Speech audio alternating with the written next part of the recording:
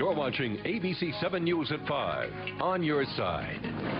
WJLA-TV yesterday filed a police brutality complaint with the Internal Affairs Division of the Prince George's County Police Department on behalf of one of our own, ABC 7 News I-Team reporter Andrea McCarran. Andrea was injured during a police stop in the county last month while she was investigating a story. And Gordon Peterson joins us now to describe what happened. Gordon?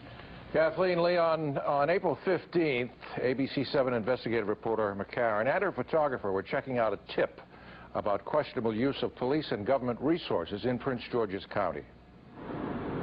They were following a county government car driven by a police officer who appears to be a full-time driver for the county's chief administrative officer. McCarran was driving. Photographer Pete Hakel was in the back seat. Suddenly, they heard the wail of police sirens and saw flashing police lights. Back at ABC 7, managing editor Dan Patrick heard a call on the Prince George's County Police scanner. Prince George's County Police were stopping a vehicle they said was suspicious in nature because there was someone videotaping them. When we first heard sirens and saw flashing lights, we assumed it wasn't us, and then all of a sudden we're surrounded. She's got a gun pulled on me. Okay, that's right, that's fine. At gunpoint, McCarran did as she was told. Face the front, ma'am. Now 1 second, stand by point. With her hands up, she walked backwards to the sound of the officer's voice. Moments later, a police officer roughly pulled her arms behind her back. Did you tell him at any time he was hurting you? I didn't say a thing, because as far as I knew, there were still guns trained on me. But she was injured. My shoulder felt like it was on fire. McCarran's shoulder was wrenched from its socket. She may have to have surgery. Drop the camera and yes, sir. Meanwhile, our photographer had problems of his own.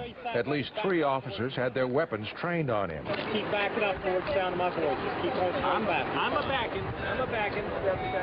Eventually, the police determined that this 5'4", 115-pound mother of 3 was not a threat, and they released her without a charge.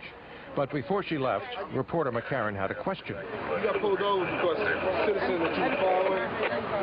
Excuse me, we're not taping it. I'm not giving an interview. I think it's an obvious case of law enforcement intimidation. Attorney Lucy Delglish is executive director of the Reporters Committee for Freedom of the Press.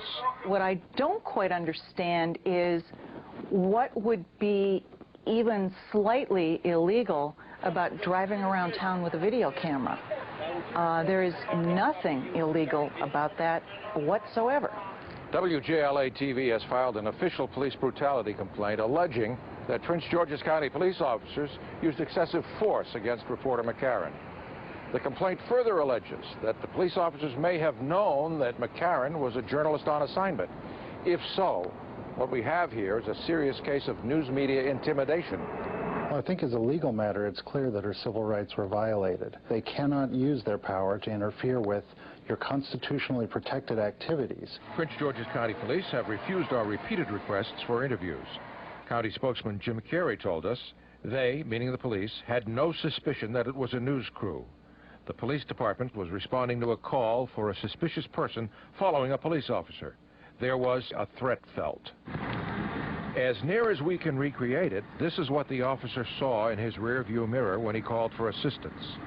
In a post-9/11 world, can you understand the officer's apprehension looking back, seeing a vehicle he doesn't know driving behind him with something in the back seat? I'm a mother of 3. Most of the time I drive a beat-up minivan. It's hard for me to perceive the sight of me as a threat. Now 1 second, stand by point. With your hands up. And that's the question. Did the officers have to use force? The incident occurred on April 15th. Why have we waited until now to report it? Well, according to ABC 7's Vice President of News, Bill Lord, we've been waiting for responses from the Prince George's County Police Department to requests for transcripts of the incident reports, radio transmissions, and email communications regarding this event. We've also requested dashboard videotapes from the 9 police cruisers on the scene, but we've been told that every single one of the federally required cameras was either inoperable or not running. Leon? Kathleen?